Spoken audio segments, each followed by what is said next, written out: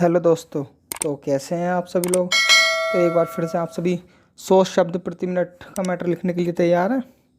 तो चलिए शुरू करते हैं। 5 4 3 2 1 स्टार्ट।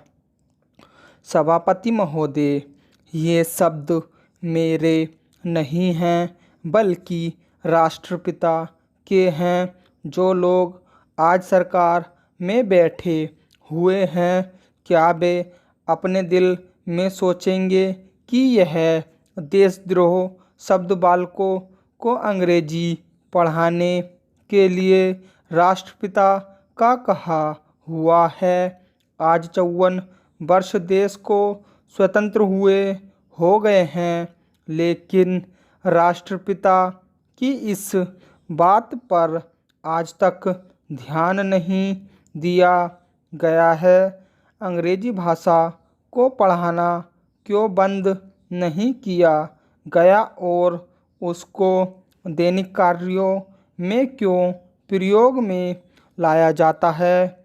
मैं इस बात को कई बार इस सदन में कह चुका हूँ और मैंने इस विधान परिषद की नियमावली में एक वर्ष पहले एक संशोधन भी रखा था, लेकिन मेरा दुर्भाग्य है कि वह संशोधन वर्ष भर से इस सदन में प्रस्तुत नहीं हो सका। मेरी अपनी राय है कि कम से कम दैनिक कार्यों के लिए यदि सरकार अंग्रेजी भाषा पर बंधन लगा दे तो बहुत अच्छा हो और जो यह अनुशासनहीनता है वह भी समाप्त हो जाए।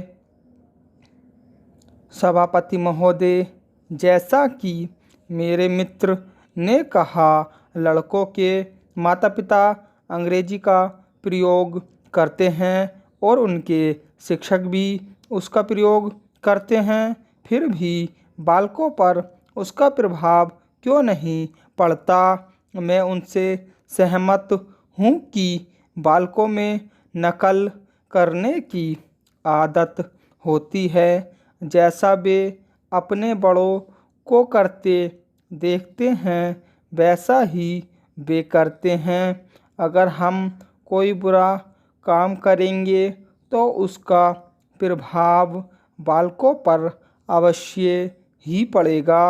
आप देखेंगे कि जिस मनोवृत्ति के माता पिता और शिक्षक होते हैं, उसी प्रकार के बालक भी होते हैं। हम दूसरों को तो परामर्श दे देते हैं, लेकिन स्वयं उस पर अनुपालन नहीं करते। इसके साथ ही साथ हमको शिक्षा प्रणाली की ओर भी ध्यान देना है।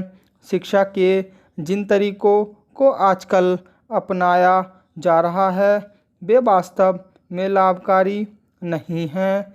सरकार की ओर से इस प्रकार का आदेश होना चाहिए कि 14 वर्ष तक बालकों को अपनी मातृभाषा में ही शिक्षा दी जाएगी और दैनिक कार्यों में भी अंग्रेजी का प्रयोग नहीं होना चाहिए। इस प्रस्ताव में अनेक महत्वपूर्ण बातों की ओर ध्यान दिलाया गया है।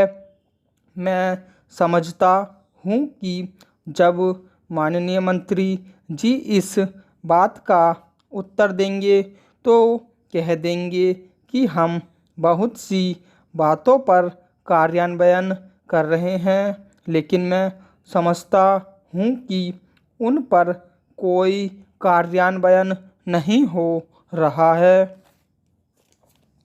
सभापति महोदय, आज हमारे देश में जो ऊपर से लेकर नीचे तक शिक्षा दी जा रही है, उसमें व्यवस्था की एक कारण है जिसकी वजह से शिक्षा का स्तर गिरता जा रहा है। मेरा अपना विचार है कि जो शिक्षा प्रणाली है और जिस रूप में शिक्षा दी जा रही है वह अनुशासनहीनता का भी कारण है। अपने देश और प्रदेश में हर एक की अपनी अपनी भाषा है और वह बालक जो इस देश में पैदा हुआ है, जो अपनी मातृभाषा की गोद में पला है, उसको यदि अपनी मातृभाषा में ही शिक्षा दी जाए तो मेरा विचार है कि शिक्षा का स्तर ठीक हो सकता है। जो सबसे बड़ी भूल और कमी सरकार के द्वारा दी जाने वाली शिक्षा के संबंध में हो रही है वह यह है कि बालक की मातृभाषा में शिक्षा न देकर उसको उस भाषा में शिक्षा देने की व्यवस्था की गई है जो हमारे देश या प्रदेश की भाषा कभी रही ही नहीं। मेरा अभिप्राय विदेशी भाषा अंग्रेजी से है। मैं यह मानकर चलता हूँ कि जब से यह भाषा इस देश में आई है, चाहे वह किसी कारण से आई हो, इसे आप भी और इस माननीय सदन के सदस्य भी जानते हैं कि उससे बुरे परिणाम ही निकले हैं, कोई भलाई नहीं हुई है। इस देश को जो हानि हुई है वह किसी से छिपी नहीं है। हम देख रहे हैं कि हमारे यहाँ जितना फैशन बढ़ रहा है और जितनी वेशभूषा बिगड़ रही है वह सब अंग्रेजी भाषा के ही कारण है।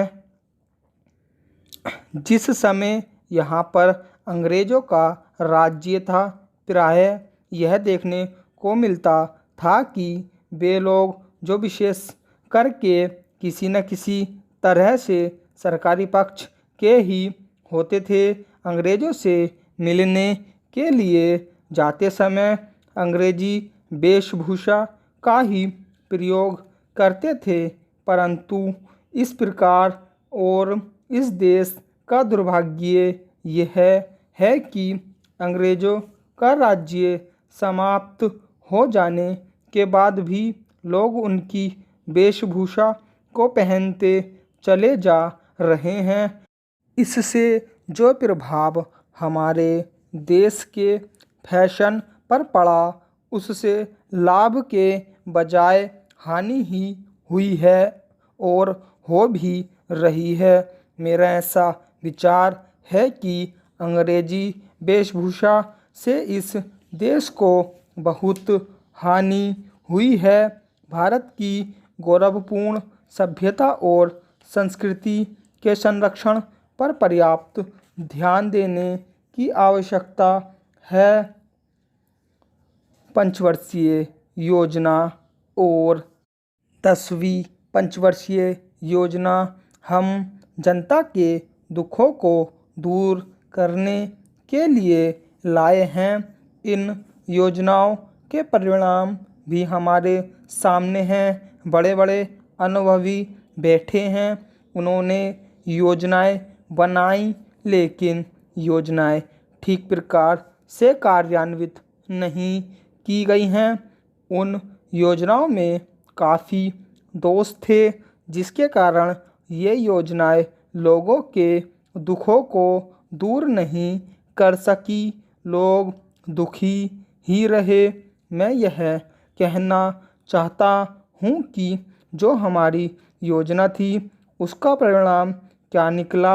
उसका परिणाम यही निकला कि हमें रुपए का मूल्य कम करना पड़ा। जो योजना होती है वह राष्ट्रधन को ऊंचा करने के लिए बनाई जाती है, लेकिन हमारे सामने आंकड़े हैं, इसका परिणाम हमारे सामने है। हमने अब तक 9 पंचवर्षीय योजनाएं कार्यान्वित की हैं, लेकिन हमारी प्रति व्यक्ति आय में और जीवन स्तर में अपेक्षित वृद्धि नहीं हुई है। यह दुख की बात है कि मैं यह कहना चाहता हूँ कि हमारा ऐसी योजना में विश्वास नहीं है जो जनता के कष्टों को दूर न कर सके।